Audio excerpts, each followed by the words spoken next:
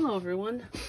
Today I'm going to make these strawberries.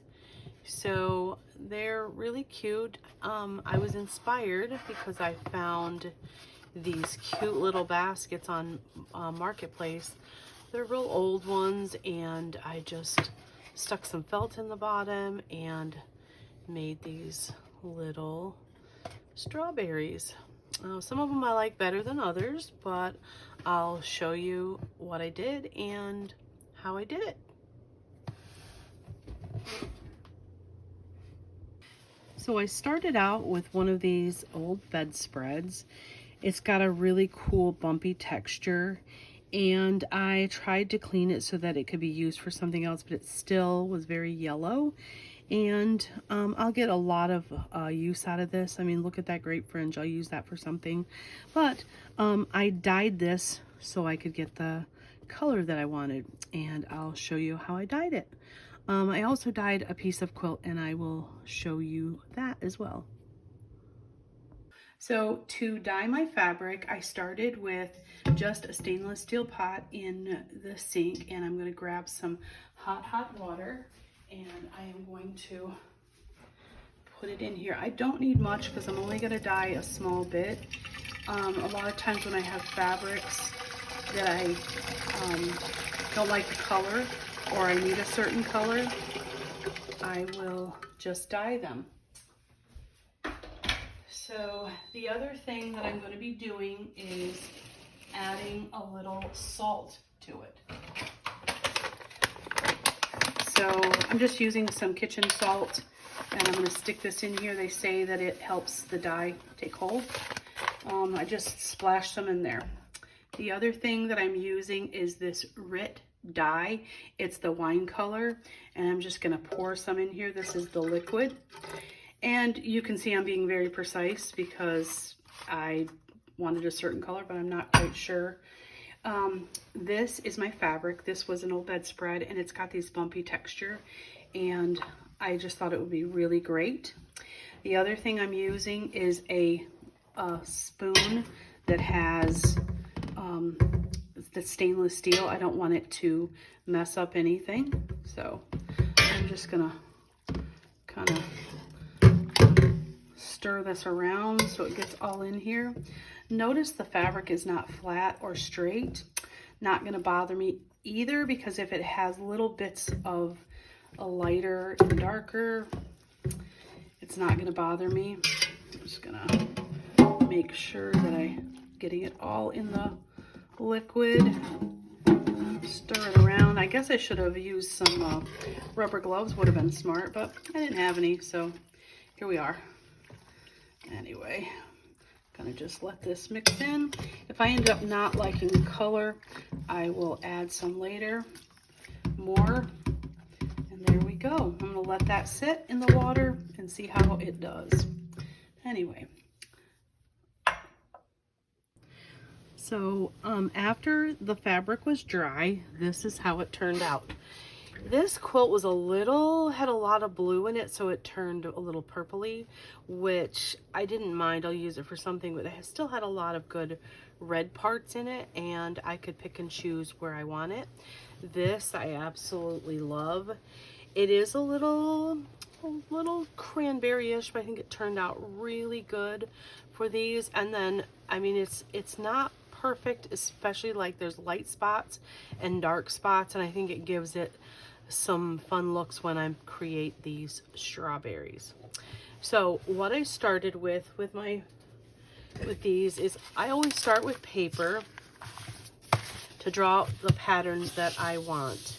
And what I came up with is this size right here, and I didn't love these as much. I mean, they're still cute. I just felt like they looked like little round balls instead of strawberries. But I wanted to show you that. That is the shape. And of course, it has a little allowance there. These are better choices in my opinion. So these are skinny ones. So notice that this is almost like a quarter of a circle.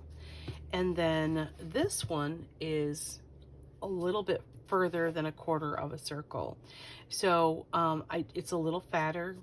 I love both of these. I love the way this turned out. And then of course I have some felt for here. So anytime I'm making a pattern for something like this, I start out by basically drawing a line of how long I think I want it. And then I just fold the paper so that I know that the two sides are going to be exactly the same. And then I fold it again so that I know when I'm sewing it, I've not got one side long and the other side short, because if you go to sew them together, they've got to be straight. So that was just a little tip when I'm making these. A little over a quarter of a circle and a little less. So if you have something that's a big circle, you could totally draw around the circle any size you want and then basically cut it in quarters. If you wanted it a little larger, just cut it a little bit bigger than that. This is what I use for the top, and I'll show you how I do that. I drew out the pattern here in case anybody wanted to take a look at it. This one, it was a little bit better, but I still feel like it needed something else. I just didn't love it as much as the little pointy ones, but I'll show you that one too. All right, so the next step when I'm making a pattern, I don't go straight to my regular fabric that I'm going to use. I use just a piece of white fabric that I have laying around so that I can say, okay, I like this size. Sometimes I have to do it 2 or 3 times, and then I'll pop the seam open again and go ahead and use the batting again. But I wanted to show you what I do just so I can kind of go, okay, I like this one. Now I want to do a fatter one. So I did a little fatter one. And like I said, I don't love these. Maybe if I'd clipped the seams, it would have laid nicer, but I still think I like these better. So I'm going to focus on these, but at least you know you can do it this way if you like those. So I'm going to start out with the one that's oversized, and I want to make sure that I've got all my bumps here on this one. I like the way that looks. I don't want part of it to not have bumps. I want them all to be bumpy. When you look at the reverse side of this blanket, it has bumps on some sides, and then the opposite is like that. But I'm just going to place this where it's going to have bumps all over one side. And when I close these up, I have 2 different ways that I close them. And so you can choose which one is best for you. And then at the end of this video, I have something that I made that I dearly love, that I probably will not sell these at my show, but I think that they're fun just to have around and sit in a basket for springtime. But the last thing I'll show you, I would remake and sell these again. But let's start with this one. So I pinned this one, and then I'm going to just go ahead and cut it out. I'm also going to cut one out of quilt too, so you can see what they look like. So the first thing I'm going to do with this one is I'm going to take a seam all the way around here. You could totally hand stitch that back and forth. This is just so that I can gather this top, and I'm going to do the same thing here. I'm going to flip it over after I've done it and stitch along here, making sure the bumps are on the inside when I sew this. Sew along here, and then I'll catch back up with you. So here we are with these, and notice that these, when I stitched here, I used a big basting stitch, and then I left lots of string hanging off, and I did that for a reason, and after I stuff it, I will show you. Same with this one. When I pull the gathers, you'll understand it. Now at the bottom, I like to just clip it a little bit so that it's gonna let me make a nice little point on there. Start with that one and turn this.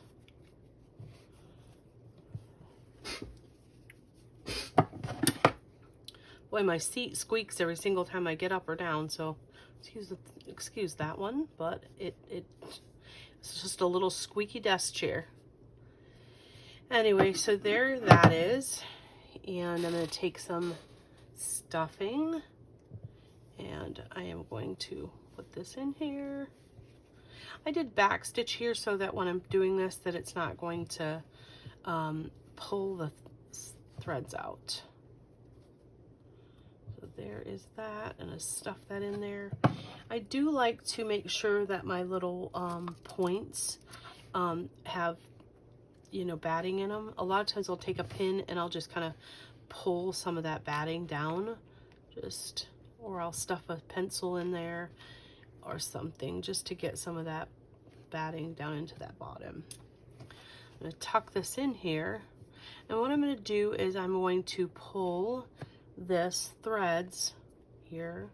I'm going to pull one here on one side, and I'm going to pull one on the other side. And the reason I'm going to do that is especially for this big bumpy one, it was very difficult to just do one. I tried back stitching it and then pulling on just one of them, and it was a pain in the neck.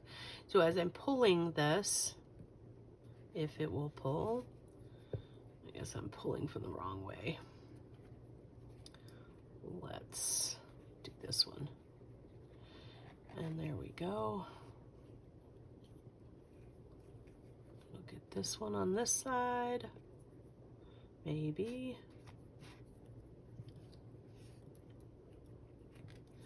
Now Y is not wanting to pull for me. There we go. Stuffing and pulling, and then I'll grab this one on this side and pull as well. And I'll have them, and I'll just tuck them in, and then I will give it a nice little tie when I've got it pulled to my satisfaction. So I pulled it as tight as I want to, and then I'm separating those two sections of thread, and it might be easy for you to just run a stitch along there and then pull it tight. This was easy for me. I'm just gonna make a little knot in here and then cut these off, and then I'm gonna tuck this in and I'll cover it up. But I'm going to gather this one as well, and then I'll show you the next step. So here I've gathered all the threads, and that's what they look like. I'm going to take a little glue. Take a little glue, stick it in there. Wait a second so I don't burn the mess out of my fingers. And kind of pull this in.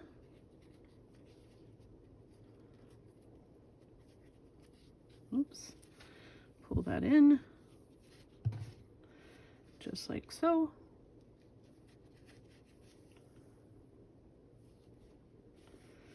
All right, there we are, closed up. All right, now I'm going to show you what I do to make the top for it.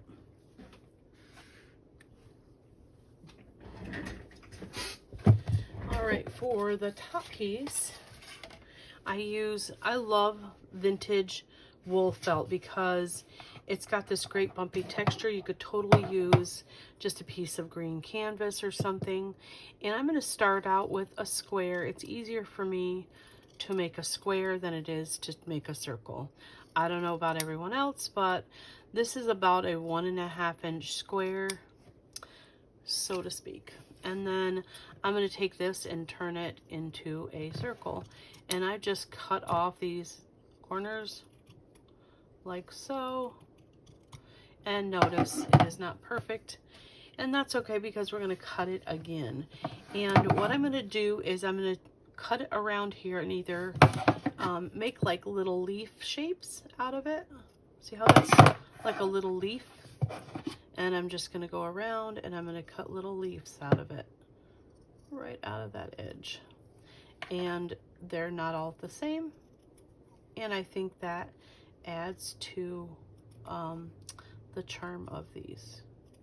And I did about 6 points. I've done 7 before, and then these little leaves I just put them in the little trash basket. So there is that. And then I take the glue and put some in the center there. And I put this on here like this. I like to just push it down on my desk so I'm not going to burn myself. And then I don't like it sticking up like that, so I take the glue gun again and just hit those points and then stick them down. Just like so. There we go. And there you have a little strawberry. So there's that one. And then I'm going to do the same thing with this one. I don't know why these are my favorite. They're just so cute and bumpy. So I should make a Halloween pumpkin out of this same fabric. That would be cool. Dyed orange. Hopefully I'll try that. Okay. And then again with my little leaf shapes out of there. And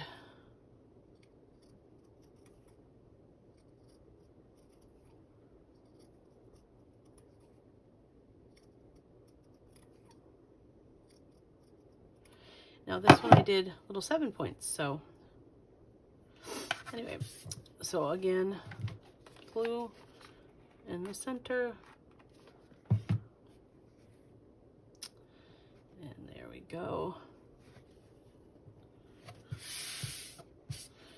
That felt does get dust everywhere, but that's okay. So do some there, flop that down. I think for spring, 4th of July, this is going to be a cute little decoration. It was like a little baby girl baby shower or something. I think I got a thing in the mail for a baby shower, and it was fresh picked, and it had the strawberry theme, and that would have been a really cute little gift. You could have put a little hook on it, and they could have been tiny little pin cushions. And on that note, the one that I dearly love that I will probably make some of these to put in my space or take to shows is this. So I made it bigger, and I really love it. And I put a hanger on it, and I did the same idea. The only thing I did is I cut 2 little slits in here so I could put the string through, and this could be hung in anyone's sewing room, and nice little pin cushion. And if I was going to take these to a show, I would probably put some really cool pins in a couple of them so people could see that it's a pin cushion. And isn't that adorable? And you could hang it up in your sewing room. These would make nice little gifts or to take to a show. What I'm going to do is look and see what size of circle this would be. So hang on, let me get that information, and I'll be right back. So what I found is that this pin cushion one is a little over a 10-inch circle. So I'm going to show you what I would do in this case if you don't have a way to figure out that. I'll show you what I would do. I would take this plate, stick it here, and just draw around it.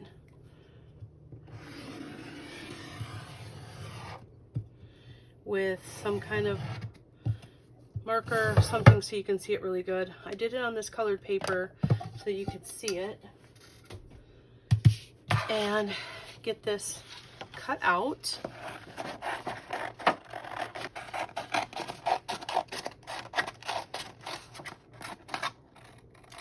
All right. So I'm going to fold this in half because you don't want it fully in half, but you do kind of want it a little bit more than a half. So let's go ahead and we'll chop this in half. I know this is kind of confusing at first, but it will make sense when we finally do the pattern. Okay, I'm gonna put one of those over here. So remember that first one I did was about a 1/4 of a circle. We want this a little larger than that. So I'm going to kind of fold it. So that it's like that. And maybe this would be in thirds. 1, 2, 3 thirds-ish. Maybe a little further. And it's just going to make your pin cushion a little bigger or fatter. Anyway, then I'm going to cut this off of here. And there you have your pattern. So it's a little bit more than 1/4 would it be, and it's a little less. So it's like 2/3 of a half a circle. And I hope that helps, because like I said, I love these. It takes about the same amount of time to make one of these as it does to make one of these. I believe people would pay more for something like this than they would these. So that's why I'm going to choose to make these. You can just make them for friends. You can make them to sell. But it's a really cute idea. I hope you like it, and I hope you will take a look at some of my other videos. And thank you for watching.